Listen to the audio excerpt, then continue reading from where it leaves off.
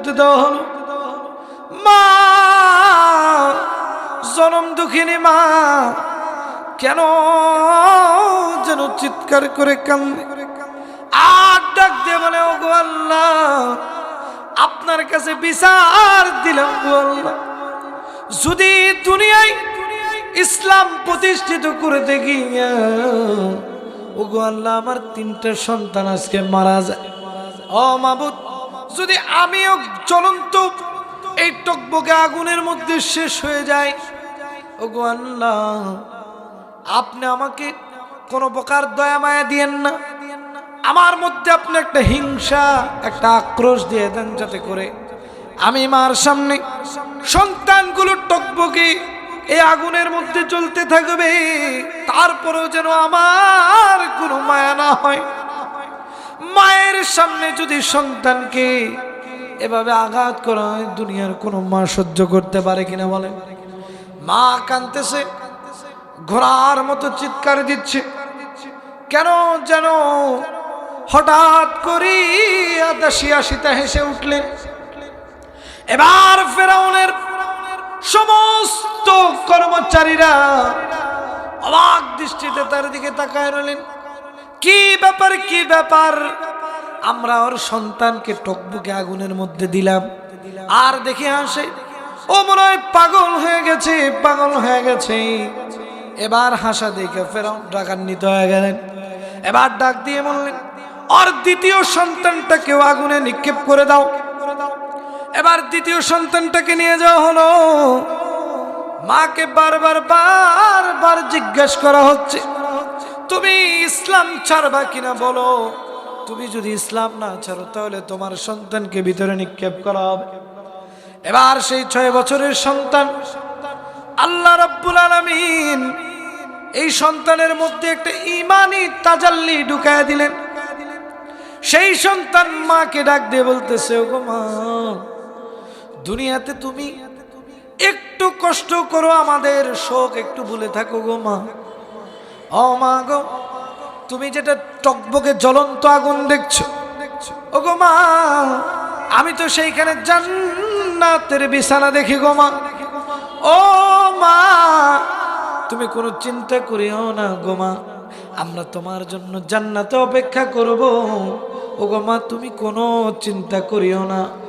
যখন বাচ্চারা এমন কথা শুনলেন, এমন কথা শুনিয়া এই যে দাসী মাসিতা আনন্দিত হলেন, উৎফুল্ল হলেন, তার মধ্যে কেমন যেন ইমানের জজবার একটু বেশি হলো। কথা বলেন ঠিক কিনা?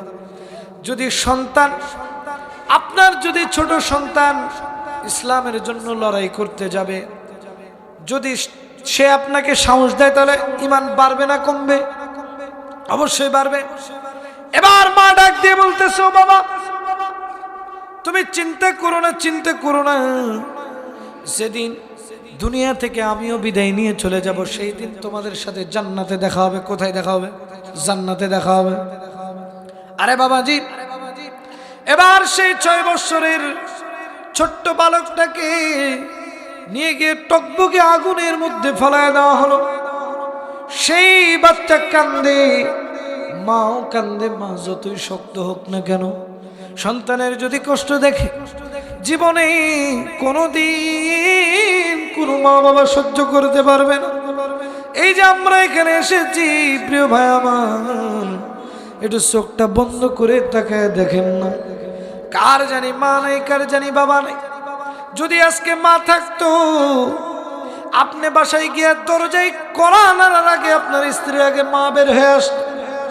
মা বের হয়ে আসা ডাক দিয়ে বলতো, বাবা, তুমি যতক্ষণ বাইরে ছিলে বাবা, আমার কেন যেন ঘুম নাই, আমার কেন যেন বুকটা পোড়ায়, আমার শুধু মনে হয় আমার বাবাটা কখন আসবে, আমি তখন নিদ্রাচ্ছন্ন হব। যখন দেখবেন কোন মা বাবা যদি, সন্তান যদি কোনো বিপদে পড়ে, দেখবেন মা বাবা আগে থেকেই জানা যায়। প্রিয় ভাই আমার, একটু লক্ষ্য করেন, কার জানি মা নাই, কার জানি মা বৃদ্ধাশ্রমে আছে, কার জানি মা কবরে শুয়ে আছে, আমাদের জানা নাই। কোন দিন জানি আমাদের কবরের আযাব শুরু হয়ে যাবে। কোন দিন জানি আমার আপনার নামটা মসজিদের মাইকে এলান হয়ে যাবে রে বাবা। আমার আপনার কোনো খোঁজ নাই, খোঁজ নাই। আমি আপনি কোনো সময়ে চিন্তা করি না, কবরের আযাবের চিন্তা করি না, কোন দিন জানি মৃত্যু হয়ে যাবে।